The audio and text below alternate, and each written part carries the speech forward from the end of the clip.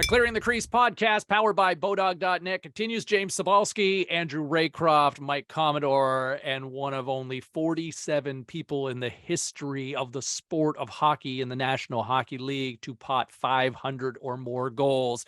And one of the great personalities in the history of the game as well, JR, Jeremy Roenick. How are you, man?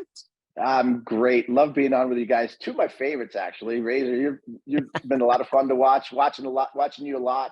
And of course, Kami, your hair's a little bit shorter, but Michael, I just love you so much. So it's good to be with you guys, man. I appreciate that. Yeah, you got it. You got it. I gotta say, we talk about personalities. To this day, one of my favorite all-time sound bites in hockey history is you with a swollen, bloody mouth, missing maybe a couple chiclets with a just a dramatic pause with it too. NHL, wake the fuck up. Well, that was one of my probably the most angry that I've ever been in a National Hockey League game. You're playing in the game. I'm playing in Buffalo for the Flyers, and I get high stuck in the first period and no call, not even one. I go in, I get stitched up for 5 stitches. I come out in the end of the first period, I get high stuck again. I mean, as clear as day, and it cut the same cut. All the 5 stitches came out. I got another 3, so now I have 8. And you're stitches. Screaming on the bench, right? Well, no, not yet. I'm screaming at the referees because I can't even believe it. Then the third period, what really got me, I had 5 stitches. They came out. Now I have 8 stitches. I'm flying around the net. And as I'm flying around the net, the defenseman tries to lift my stick and literally hits me right in the same cut and knocks them all out again. And the referee whose name was Blaine Angus at the time, that was doing the game, is sitting, looking right in my eyes. I mean, I get high stuck and I catch eye to eye with him, and he sees it, and he doesn't do anything, almost like a fuck you to me. And I skated by him, and I'm bleeding like a stuffed pig. I skate by him and I spit blood at his feet and absolutely motherfuck him, because now I'm sliced up again for the 3rd time in the game, and I have not gotten one penalty call, and I just lost my shit. He teed me up for spitting blood at his feet, and then I get to the bench and I grab a water bottle. And I remember Mark Recchi went up to him at the box, at the penalty box. He says, "Hey, give the kid a break. He's been sliced up 3 times. He's bloody mess. You haven't called one penalty." And as he said that, I threw the water bottle, and it one bounced and hit Blaine Angus. And Blaine Angus goes, "He just hit me with the water bottle." And Rex goes, "Hey, let's get this game over with. Okay, no more whistles. Let's get the hell out of here." That was it. Yeah, that cost me $90,000 of a suspension for throwing a water bottle. $90K. Yeah. But it was worth it. It was worth it. You get sliced up 3 times, pissed off. But that's when I got in the locker room, and literally looked like I just got into a fight with a lion. I mean, my face was just cut up like a mother, and my lip was hanging off, my eyeball was hanging from another cut. And I just let the league have it, and just told them that the referees have to be more responsible for how they call the games. And wake the fuck up is right. Just a day in the life, baby. Just a day in the life. JR, I want to take it back to the beginning. I actually didn't know this till I was looking through your many stats today. So I know you're from Boston. And I didn't know you played in Hull. 28 games, 34 goals, 30. You didn't need to be there long, obviously. No. How the hell did you? No, just dominate that league for a quick 28. How'd you end up in Hull? So I left Boston. I left high school after my junior year, and I turned pro. I said, "Listen, I'm 18 years old. There's the best chance." I just got drafted in the 1st round, 8th overall. So I said, "Listen, school's not for me. Let's just turn pro at 18. I'm 158 pounds, and I go into the Chicago, literally soaking wet, 158 pounds. And I have a really good camp and made the team. And the first 4 games, when you're 18 years old, 158 pounds coming out of high school, that's a big jump. And the first four games, I didn't have a point.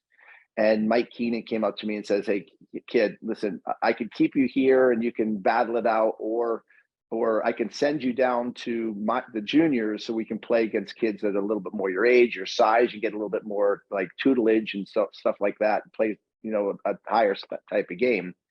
Because Gretzky had drafted me 3 years earlier. I was actually belonged to the Hull Olympics in the draft, and Sault Ste. Marie in the Ontario. So Keenan says we can either send you to Hull or to the Sioux. And I said, you know what, Hull is it's closer to home.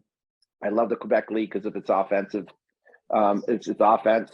And I said, let's go there. So I went there and just tore that up for 28 games, and yes, you did. came back in February. You know, it's funny how I came back, because I got hurt coming out of the World Juniors. I didn't play all of January because I had a hurt knee. And the Chicago Blackhawks had an emergency recall situation. They can only call up a junior if there was too many men hurt, and they couldn't bring up some guys from the minors because they didn't have enough players. So they had an emergency recall. They brought me up on Valentine's Day of 1998 or 1988, 89, Valentine's Day. I actually, trying to get to the airport, I T-boned a car because I ran a red light running to the airport and banged into it, absolutely T-boned the car, and she went off the road into the house into the living room of the house I was at. And the cops told me, just get out of here, JR. You got to go. You got a game tomorrow. Get to the airport. Never heard anything. That's Canada for you, right? That's Canada. Never heard about it again.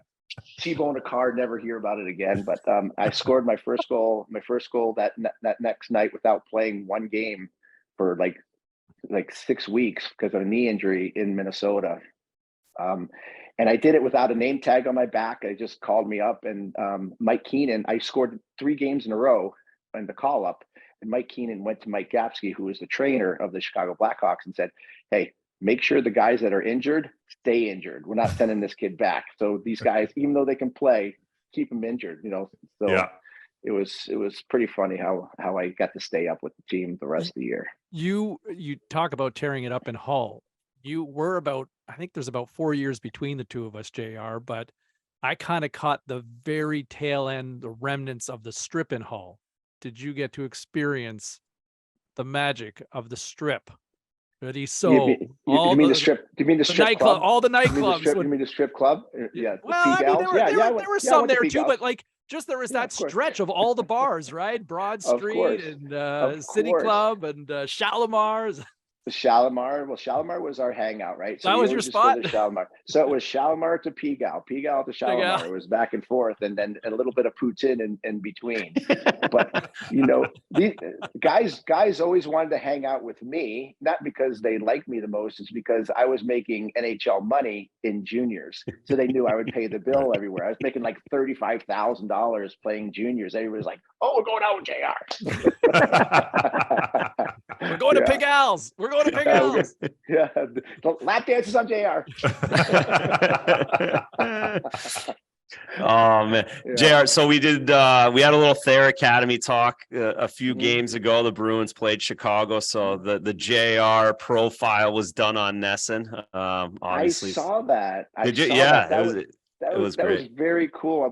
My brother actually sent that to me last night, and I was really happy to see that. That made me that brought a lot of warmth to my heart. So thank you for that. That's awesome. Yeah. No, of course. And I'm here in Boston, so there, there's all the connections, Motts and JR, and there's always everyone's connected to you somehow down here. But going through the Chicago highlights, my favorite one is 96 and Patrick. The two of you going back and forth with the jock and the rafters and then the rings. Just can you walk us through that series? I mean, that was prime time for me. So remember I told you about my clipping in the mouth was one of the most times I was angry. That series was the other time when I was the most angry, because we actually had a lead on Colorado in the playoffs. I think we're up 2-1 going in game 4. And in game 3, I just lit up Patrick Roy on a breakaway and just absolutely burned his jock severely bad and scored a goal in the game 3 win. Well, game 4, we go into overtime and I'm on a breakaway. I mean, clear all out breakaway. And I will tell you, this is the worst non-penalty call in the history of NHL hockey overtime playoff games, Sandis Ozolinsh pushes my feet from behind and a clear out breakaway and trips me. I mean, I have a breakaway and I don't even get a shot off after I just burned the shit out of Patrick Roy in the game before, and I don't even get a shot. And McCreary doesn't call a penalty. I mean, I don't know if it was McCreary or Koharski, which one of the two. I think it was McCreary. And I'm like, are you fucking shitting me? They don't call a penalty, and I'm complaining about it, and we end up losing the game. And Patrick hears me complaining about it. He says, "It didn't matter if I would have saved it anyway." I'm like, "Oh yeah, of course." But where was he in game 3? I put him looking for his jock up in the rafters, and so on and so forth. And then he comes up with the best line to shut me up. Right? I don't care what Jeremy Roenick say for the 2 Stanley Cup rings that are plugging my ear. So. The only thing I can say is, hey, can you please tell Patrick Roy that in the United States we have plurals? So if he has 2 rings plugged in his ear, his other one can hear me. So shut the fuck up. And it just went back and forth. And I know Patrick and I had a very big, deep respect for each other, and we played, the same type of mentality game in our minds, even though different positions. And he's just one of the best competitors I've ever played against. That was one of the cool parts of my career for sure. So to that point, when you look at, I mean, you scored 500 plus goals. Who's the best goalie in your mind that you would have played against? To me, it's Marty Brodeur. He played such a style because he was a big goaltender like Patrick, but his technique was so. He covered the angles so well, and I think he was so disciplined in net. In that age, in the early 90s, where Patrick and Brodeur, they pretty much revolutionized the butterfly style, which for a lot of us, it kind of confused us, right? It wasn't the Greg Millen, Grant Fuhr, kick out, hit, knock it out with the stick, and don't want to go on the ice because they're too out of shape. They have to pick themselves back up, right?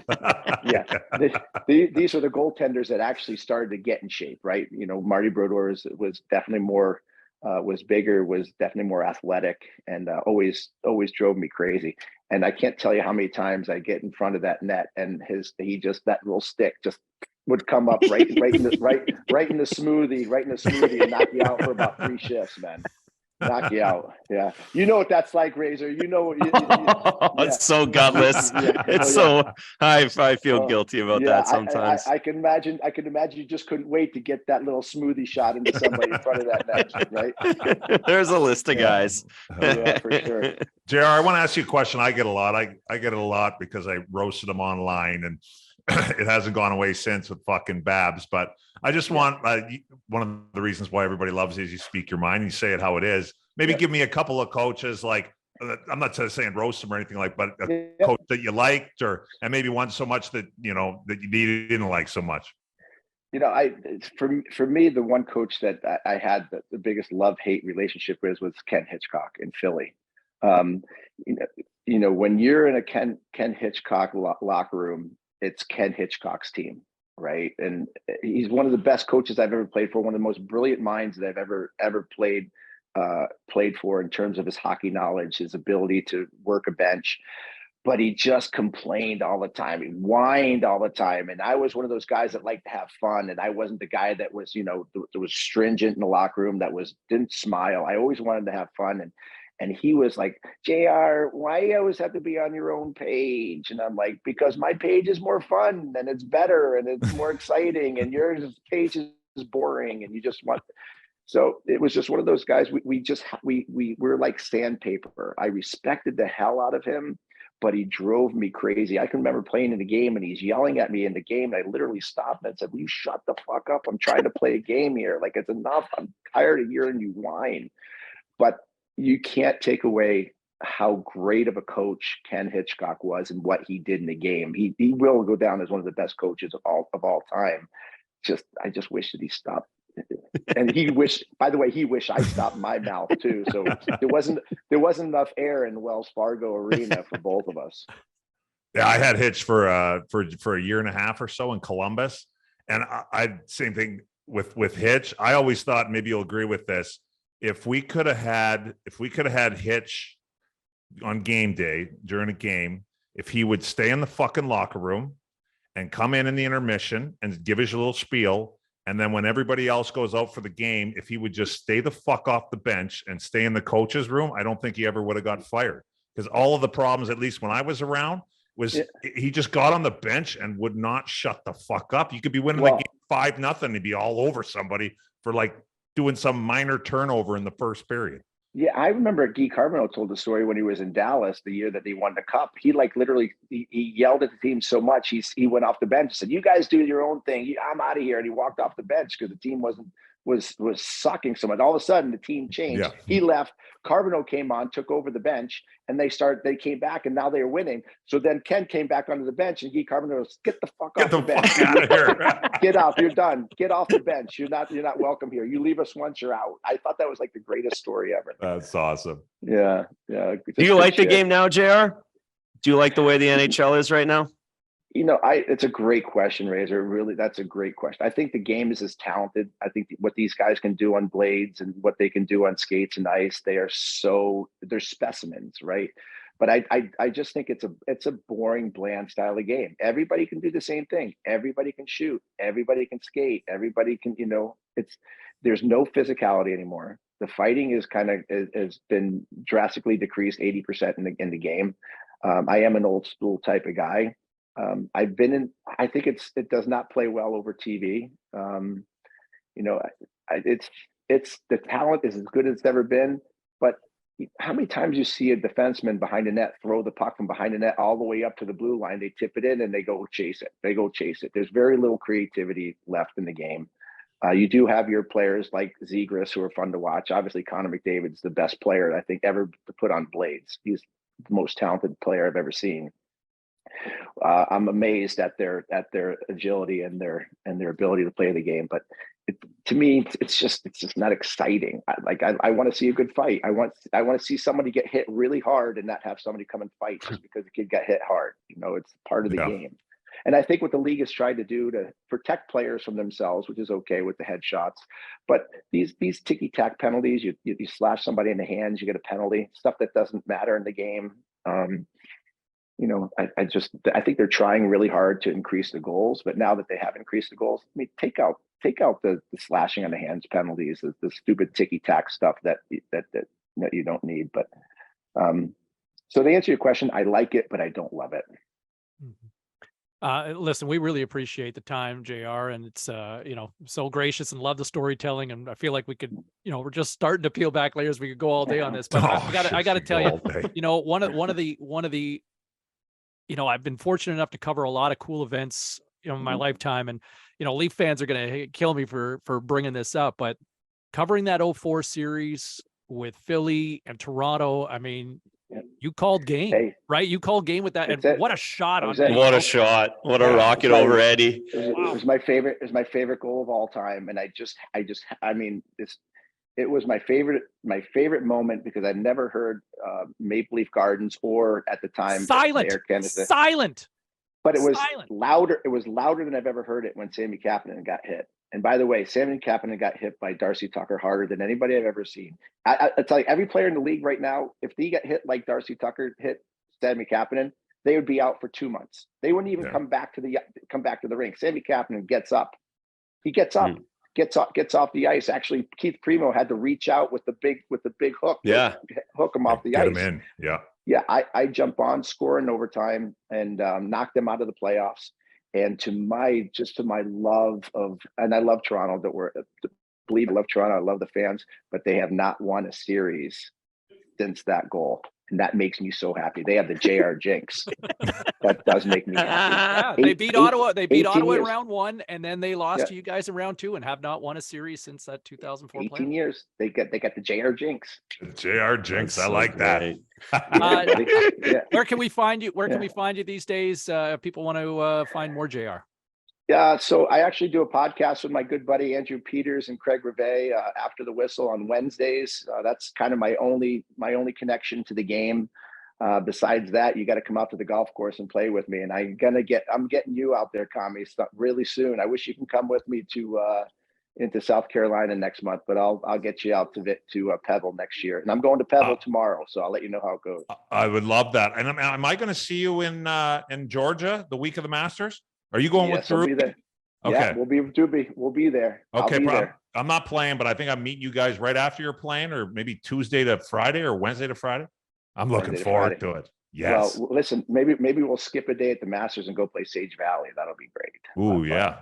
Yeah, I'd like that. I've heard good things about that place from old George Brett. Or we'll play Olympic Augusta Country Club. I got some connections there too. Razor, get your ass out there too, buddy. You You got got lots of 100%. connections, JR. I Thanks, love it. man. Appreciate you coming on, dude. Thank you. Hey, anytime. I'd love to come on with you guys anytime. Awesome. Thanks so Thanks, much. man. Sure. The Thanks. one, See the you guys. only Jeremy Roenick, JR, joining us here on the Clearing the Crease podcast, powered by BODOG.net.